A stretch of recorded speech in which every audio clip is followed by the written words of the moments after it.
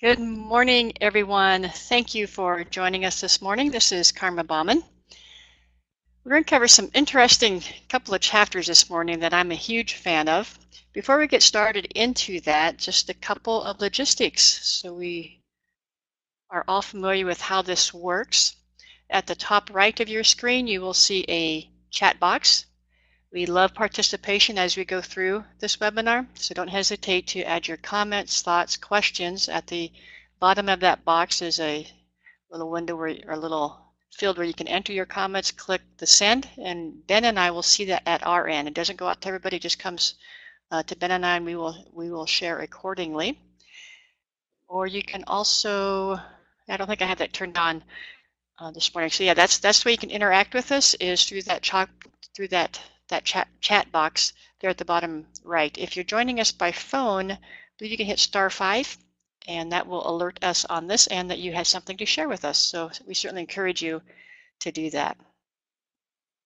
Again, thank you for joining us this morning. We love that you join us on these Sunday mornings. We're covering 2 chapters in the book this morning that I think cover a very important, relevant topic for all of us. I think once I grasped this concept, and I'm still grasping this concept, I think it's probably a lifetime journey, it becomes very freeing just to live who we are and just to be who we are.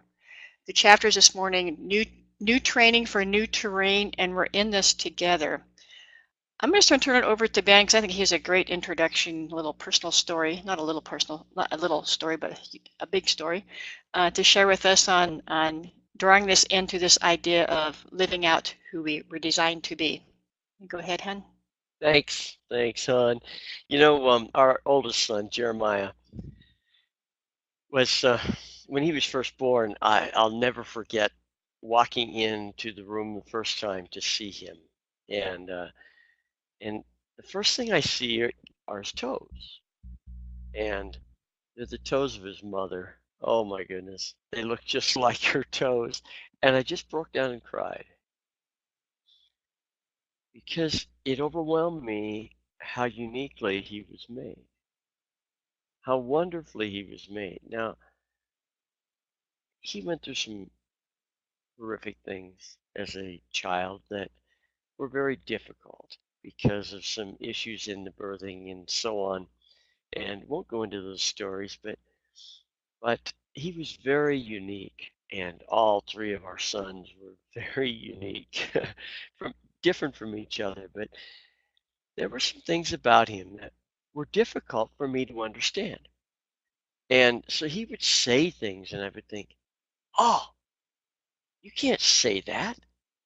You've got to think about what you say." And it would make me upset or angry with him. And when he would say those things, and my wife would pull me aside, his mother, and she'd say, "Listen to his heart, not his words." It was such an incredible thing to begin to hear his heart and see the things that motivated him inside. Things that he didn't know how to express, so they would come out, sometimes angrily, sometimes um, they would come out in ways that were almost unacceptable in society. But if you would listen to his heart, you would go, "Oh my, that's the heart of God," and you would begin to see him for who he was. I was so grateful to my wife for letting me see his heart instead of just hear his words, which it's so easy to do. Just listen to the words that someone speaks. And each of our children were very, very different from each other. And as you have read in this chapter, you'll see that, there were 2 things that were so important to us, and that was that we developed their gifts, their strengths, who they were, that we don't try to make them clones of ourselves, but we just simply allow them to be who they were designed to be. And then our part was helping them become the kind of people that live selflessly and givingly in this world like Jesus did. So Jesus became our model for them, that they lived like he did it that way, without selfishness, without possessiveness, instead giving their lives away. And that seemed to be the mode of the early church in every way. Listen to Peter. I'll just read a couple of things so you get this, because once you see it, you'll begin to see it everywhere you look in the New Testament and what they're saying. It's just part of how they think. So listen to Peter. He says, now each one of you should use whatever gift he has received to serve others faithfully, faithfully administering God's grace in its various forms. And what Peter did is he looked at the people around him and he said, they're unique. They have these giftings, they have these strengths. And what it really is it's God's grace in its various forms. So administer them selflessly, serving others, faithfully administering God's grace. Now, Paul does the same thing with the whole of this. And so, but we often, I grew up trying to learn because it was important that we, take every little tiny detail and makes a sermon out of it. But if you just listen to Paul, and he's in the 12th chapter, the 13th and 14th chapters of First Corinthians, and he's talking to those Corinthians and telling them, look, all of you have different gifts, and all of these gifts are a part of this body of Christ working in this world to make it better. And then he puts that 13th chapter of First Corinthians in there that all of us are familiar with and says there's nothing more important than love, giving ourselves away with these gifts of ours. And then he goes back in the 14th chapter to talking about the gifts. And if you go to the author of Hebrews, you'll hear it in just his expression of faith.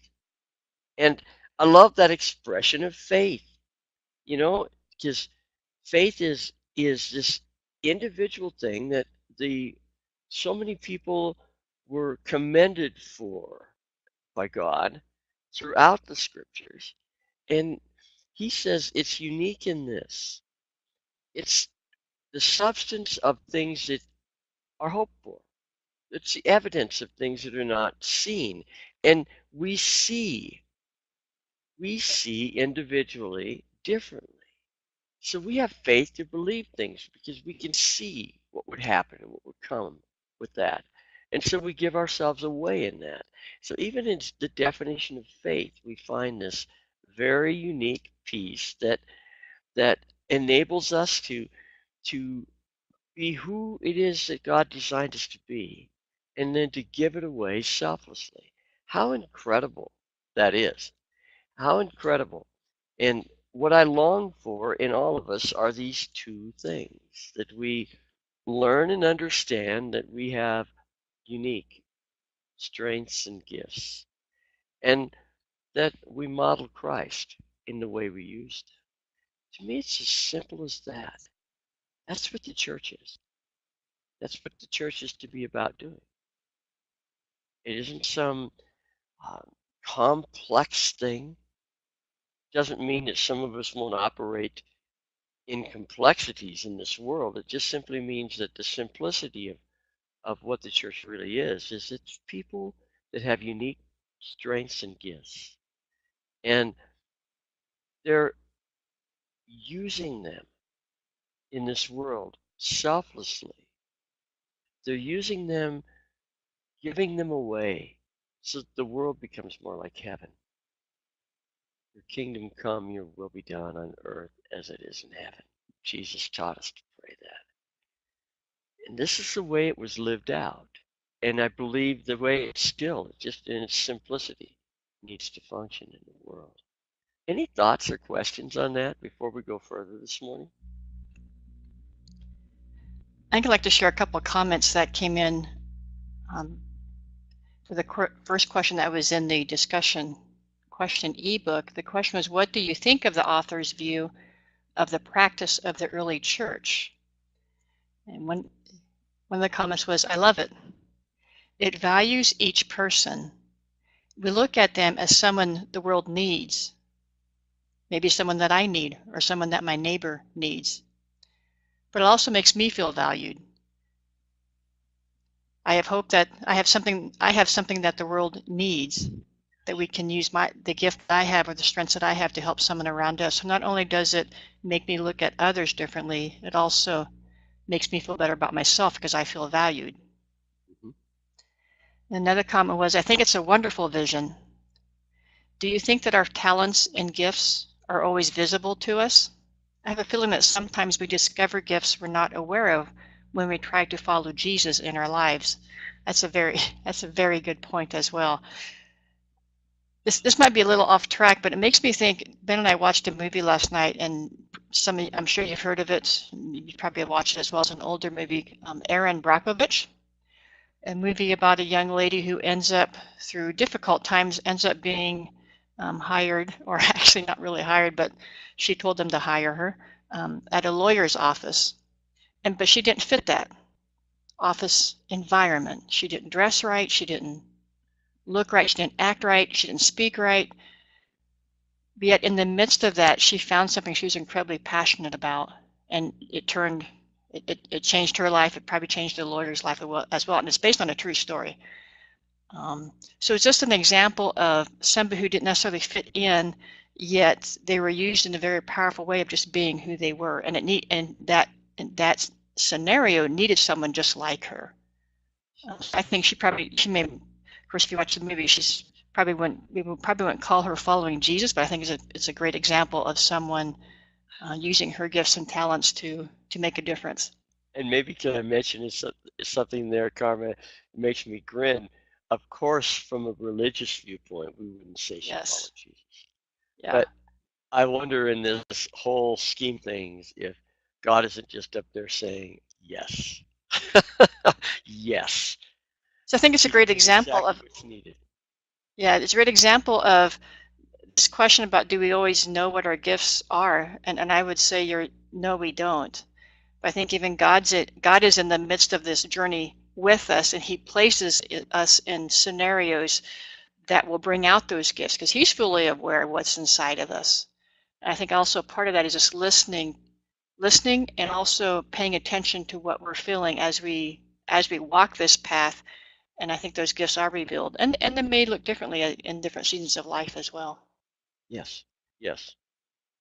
And how interesting. I think probably because these concepts as we move from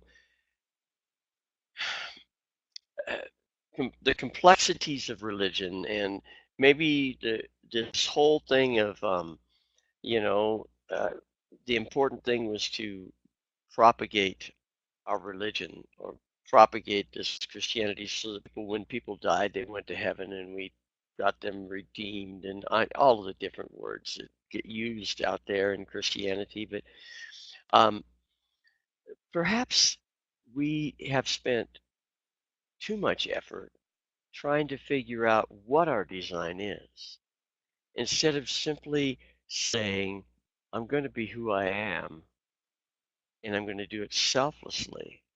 I'm going to give my life away. And the opportunities just start coming. I think that maybe is a better way to look at it than this whole idea that probably comes out of all the culture around us, especially the American cultures of success and how we deal with capitalism and how we deal with success and those kind of things and who we are, where we want to find out all these things exactly in a certain way, and then we can measure them. I think oftentimes the measurement needs to go away. We have attempted to make these items of measurement. Have you found your design? What are you doing? It's like we relate it to our occupation. Am I living in my design? Am I doing everything that I possibly can that's just within my design? I think sometimes, and I don't know that I have any really great views on this or wise views, except it seems to me the simplicity of it ought to be more, let's live, however that works out. And as we're living, let's understand that there are things that we're going to be passionate about. There are things that we just love to do. And I know as some of the thoughts and comments came in by email, one was with a reading program with children, and I loved this whole idea that somebody can get around first and second graders and all of a sudden be animated and love doing it, even though maybe they haven't been around children that much in their lives and love doing it. And maybe that's a season, maybe it's a time, maybe it's something that will go on and you just become passionate about because it's a part of who God made you to be. And now, when you've discovered that place for these few moments of time in a lifetime, you're passionate and you're loving it and you're giving yourself away selflessly. What a wonderful thing that is. And it's making the world better. That's incredible. And Any other thoughts, comments? Go I'll ahead. jump in here. Um, you had mentioned too often we may tie our design to our occupation, which I think that's incredibly true and probably something I struggle with constantly.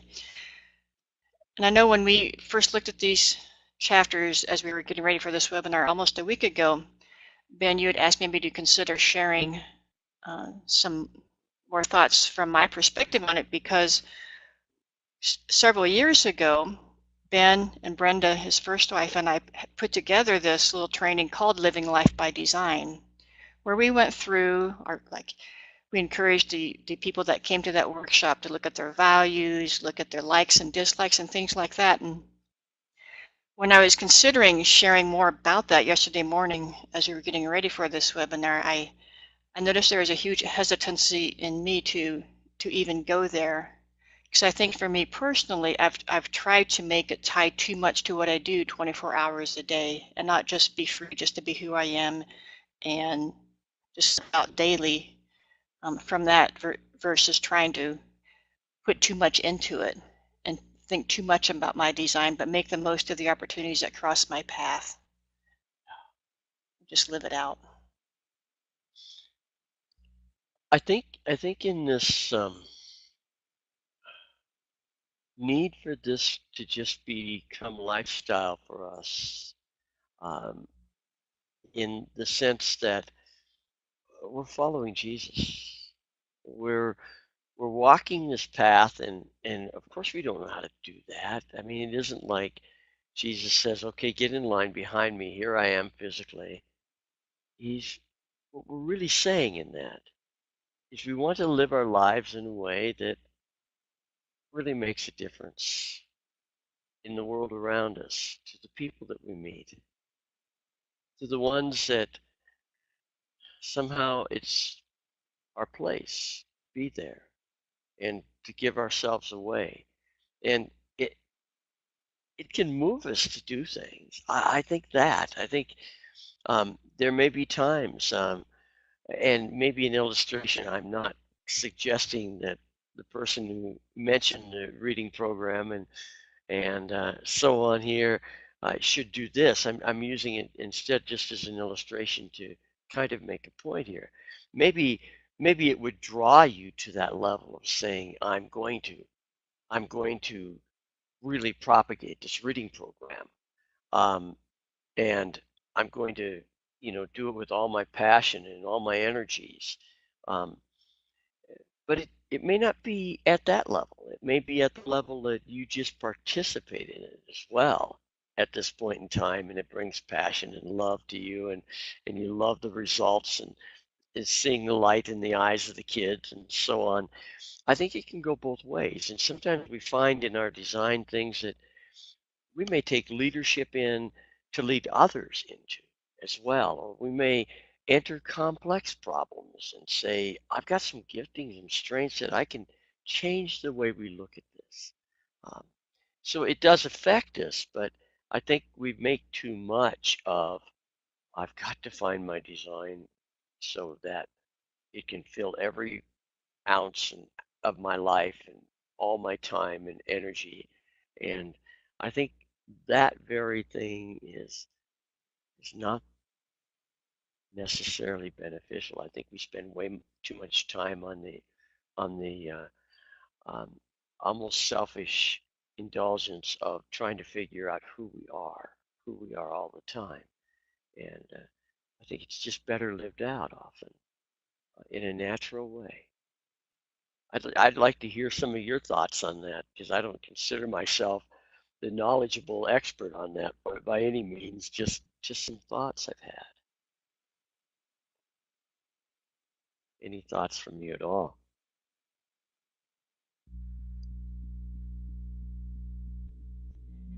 Just to maybe to add to that and looking at some of the comments that came in, um, and how to do that, I would say most of the comments lean towards maybe not doing it so much, thinking so much of how we do it inside the current structure of the church, but the need for something else, uh, whatever that something else looks like. And several people commented, who knows what that looks like. Somebody else just sent in a bunch of question marks about what those Uh-huh. structures might look like. But it kind of boils down to just our focus on following Jesus and just being who he was when he walked this earth.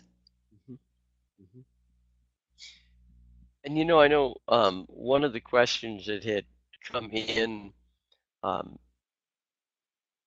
on this in email form, Paul, I think in Texas, I think this was from you, um, and I loved your thought processes in your email. It was really really good and insightful, and um, but that had I written this when I was still in the church, and I can't even remember, to be honest, when this particular piece was written, how long ago it was, probably within the church, but I know where that probably comes from is this passage where I say churches become the natural gatherings of people with common purpose and compatible gifts, getting better and better at being the visible hands and feet and eyes and ears and voice of God in a world that He is speaking life and hope and good news to.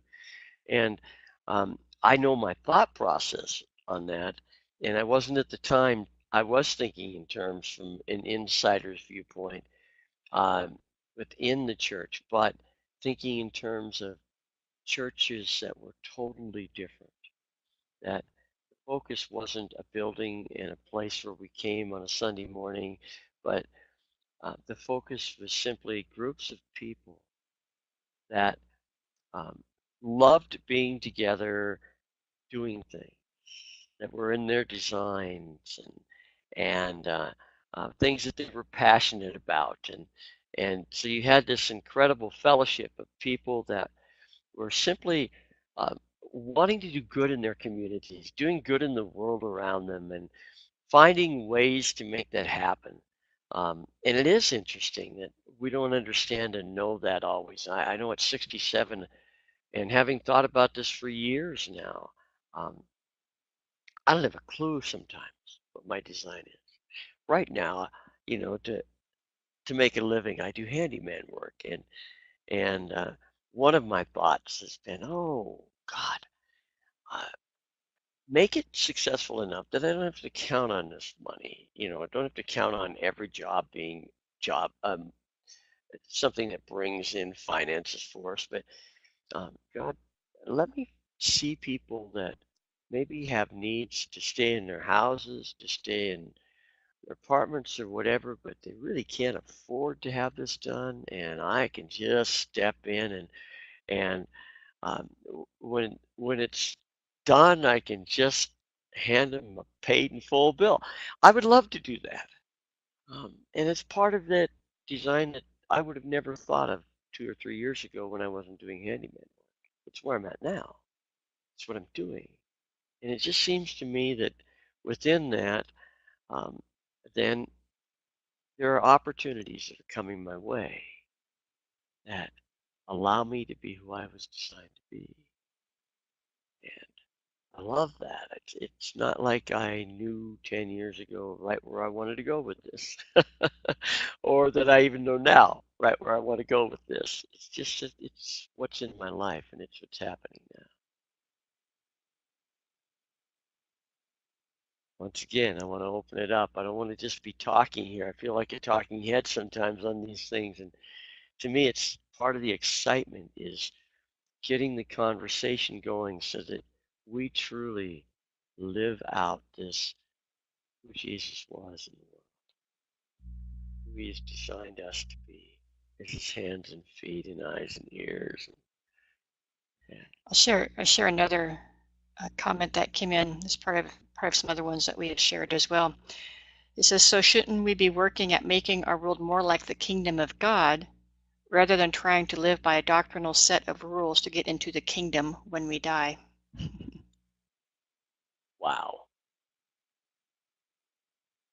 And I would ask, for those that are out there listening, what do you think?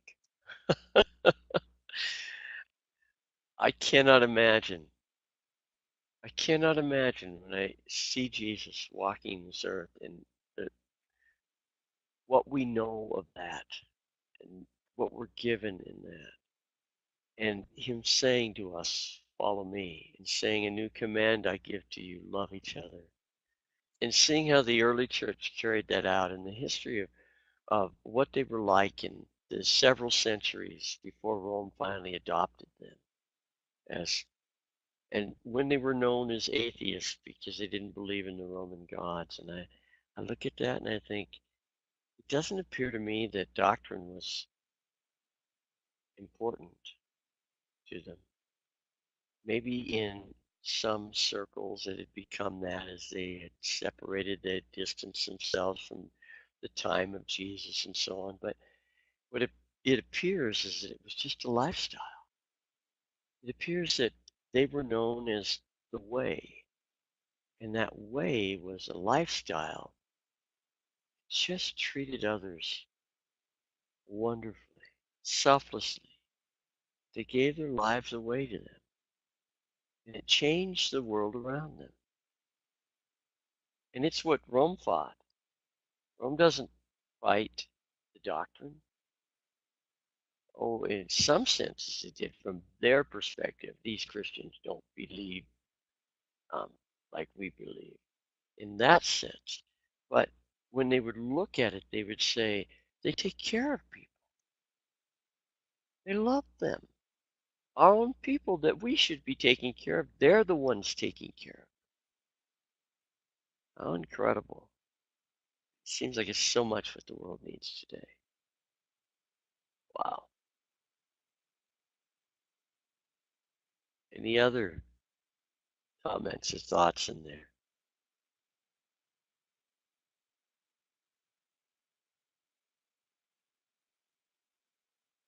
Isn't it simple though? We can see this, that there is just a couple of things we need to really understand. Live out who we are, be authentic in that. And then give the world something to trust, the people around you, because what they discover in you is they discover you're not in it for yourself. You truly are in it for them, giving your life away to them. I liked how you, in the second chapter we read this morning, how you brought up helping those on the side of the road. Even the name of the church that you went to as a child, something by the church by the side of the Isn't that a road. great name, by the way? Yeah, that's a That was great actually name. the name, still the name today, I believe. The church by the And side of the road. I love what it speaks to. I love that it speaks to. We're about helping those people on the side of the road. So even keeping our eyes open for those that may be on the side of the road, whatever that looks like, and so many different scenarios, and being available to them as well. And how many times have you and I ended up on the side of the road? True. We didn't want to be there. The car broke down. And car may figuratively be just what we're riding in life to go a certain direction, and it all falls apart on us. For reasons we didn't plan and reasons we don't understand, and we just were rolling along. That's like the analogy of the car I use. I may buy it for a number of reasons, but my real reason for buying it was to get me from here to someplace else. And I needed to do that. When it doesn't do that, Sometimes I don't know what to do. And just recently, out on a handyman job, I had somehow left the key in the car, which I've never done before, and I'm sure I won't do it again now. But I left it in there and on because of some confusion that had taken place. And the motor wasn't running, but the key was on all the way. Well, it ran the battery down. So I get in the car at the end of the day, finishing the job I'd done, and it's dead. I called a tow truck. I was so glad to have him there because at that moment I needed someone to come and jumpstart my car. In life, so many times we hit places that we didn't expect, we didn't plan for. It might have been a mistake we made. They may have been any number of things. It could have been the circumstances that were happening at the time around us. It could be what others were doing that impacted our lives. And we got stuck by the side of the road and we didn't know what to do. We needed someone with a gift, someone with the strengths that were needed at that moment to step in and just simply lend a hand to us. We've all spent time there. That's where the church belongs. Side of the road, doing what Jesus would do in that situation, giving our lives away selflessly, fixing somebody's flat tire of life. How incredible it is. I love that picture of the church, by the way. That's why I love the name of that church that I grew up in. And I watched that church after, and I haven't in recent years done that, but went back there a number of years back now, and the whole area around it had changed. What was interesting to me is the church was still thriving at that time because it had changed with its neighborhood. And now there were all kinds of, it was a rough neighborhood now. It wasn't when I was a small child. It was a rough neighborhood at that time. And when I went back and what was interesting is that the street people were in the church and the church was loving them. And I'm thinking, what a great name for a church. That's when I really grew to appreciate its name because they truly are here on the side of the road for people that need them. Other thoughts or comments this morning? Do you want to share more at the end of the second chapter we read? You did a quote from a poet, and you mentioned um, after he was helped while stranded by the side of the road. I was going to ask you more about that beforehand, but I've forgotten. Do you want to share more about that story? John Donne's life is really interesting. He's 1500s, so it's a lot of years ago. And but John Donne grew up in a family. Well, I say grew up in a family that was Catholic in a time when it was illegal to be Catholic in England, and because they had separated from the Church of England, or I mean from the Catholic Church, and so um, at that time they were, the religious stuff that has gone on through history. It became illegal to be a Catholic, um, and you persecuted Catholics if you were in England at that time because, of course, I believe it's Henry VIII, and see if my history does me right here. I didn't like the Pope telling him that he couldn't divorce or murder his wives, and so whatever the case, the Church of England formed out of that, and so John Donne his family were Roman Catholics, and he later denounced that. He became Church of England and so on. But through all of this time, his father dies when he's 4 years of age, and he's an amazing poet. Later becomes a cleric in the Church of England, and because the king wants him to be, and almost forces it on him, and he does it very successfully. Has St. Paul's Church, um, and so he becomes famous in a sense, and during those last years he made money, but he secretly marries a lady who is she comes from a family of martyrs herself. And when I say a family of martyrs, some famous martyrs were part of that, and but they didn't like John Donne. Her father didn't like John Donne, so they were married secretly, and it was later determined it was a legitimate marriage and all of those things. But they were all thrown in prison.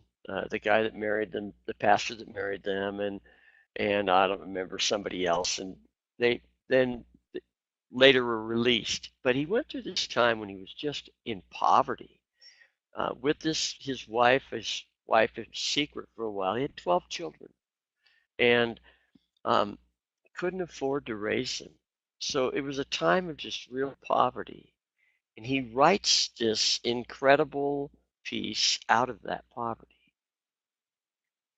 He writes it, teaching us this wonderful thing because he had a way with words. It was amazing. There's a number of his poems that today still are quoted often. And no man is an island entire of itself.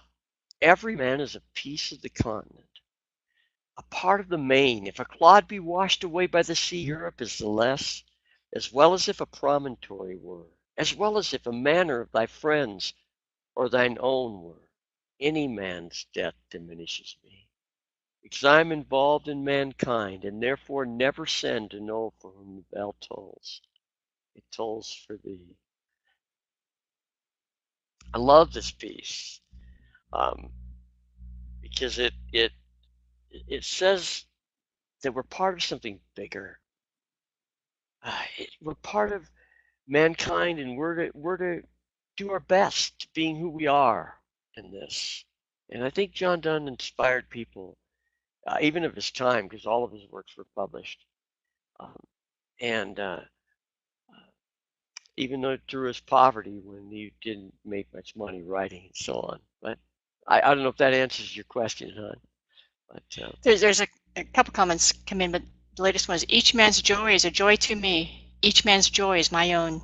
oh wow, Nice.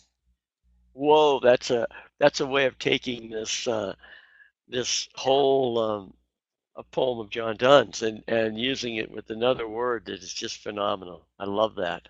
Yep, yep. And there's another comment that came in that I think is kind of a good summarization of what we've been talking about as far as um, just living out our design. And in the midst of that, as we attempt to do that and attempt to follow Jesus, the comment is, perhaps we can be an inspiration for someone, and someone else might be our inspiration. And I think that comment um, comes in. It reminds me. I know of my own life. How many times I have been mentored, and when I say mentored, I'm using that word in this sense. Sometimes it's an inspiration. Sometimes it's an encouragement. But people have inspired me. I'm so grateful. And the longing of my life is that I can somehow make a positive difference in the lives of others. And I realize that there are people around that haven't accepted who I wanted to be for them, even. But there are others that I believe that I've made a difference in their lives. What an incredible thing it is. It's not like it has to be a big thing, but loved it. And I've loved the inspiration others have been to me. I think of the time in that church by the side of the road as a little boy, pastor who I almost idolized, and he was a great man. Great man. Went on in other leadership roles later on in life, but one day he looks at me in a service I didn't even know he was noticing me in. And I couldn't have been more than 5, 6, 7 because we left there when I was 10. And he just pointed me out to the people and he said, I wish our whole church worship like Ben. Little Ben is worshiping there, and he called me Benny, I'm sure, because that's who I was to all of them back then. And I just, to this day, remember,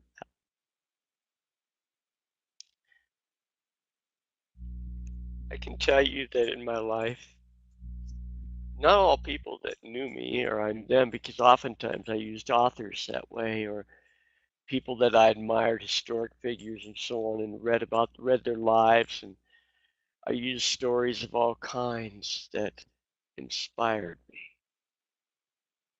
What an incredible thing it is. We're given the gift of inspiration, and we give the gift of inspiration to others. And that's a great example of giving the gift of inspiration to others and just encouraging them to be who they are. Yeah. Yeah, it might be slightly different than the norm, but if we encourage someone who has been told many, many times, no, you need to be like this, or you need to act like this, or you need to speak these words, but just to say them, I love who you are, just as you are. Oh, yes. Yes. Wow. Powerful, powerful words. Someone when you mean it. You know what I've discovered, and note this. I've discovered that when you say something like that to people, more often than not, they will instantly look up and look you right in the eyes. You know what they're looking for, I've discovered? Just are looking for sincerity in your eyes. Did you mean that? I think that's like the wrapping. It's the final tie of giving the gift of inspiration. Is somebody will look in your eyes and say, "Did you mean that?" They don't say it. They just say it with their eyes. When they look in yours and they see that you meant it, it's like it ties it up and gives them something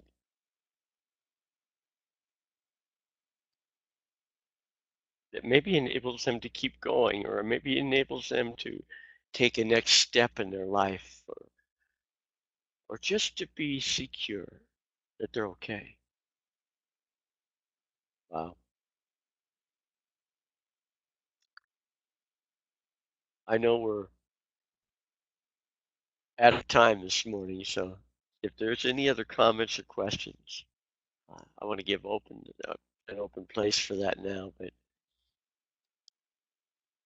this is powerful stuff for me, and I trust it is for you as well. Okay, I understand that Karma's audio is out now, so I'm on all by myself, and I'm going to wrap this up. So I want to thank each of you for being part of this,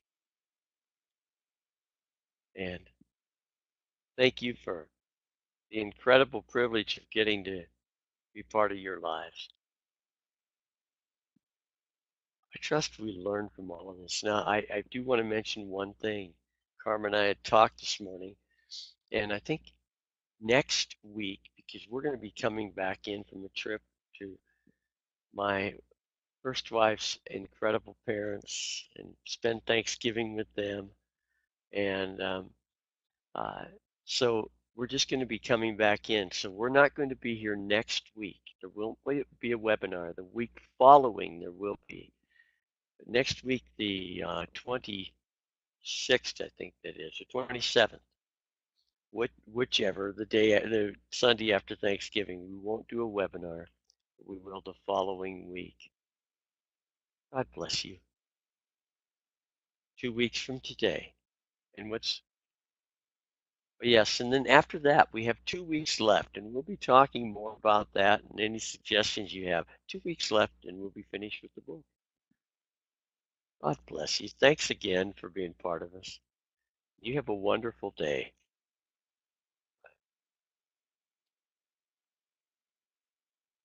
And happy Thanksgiving to all of you as well.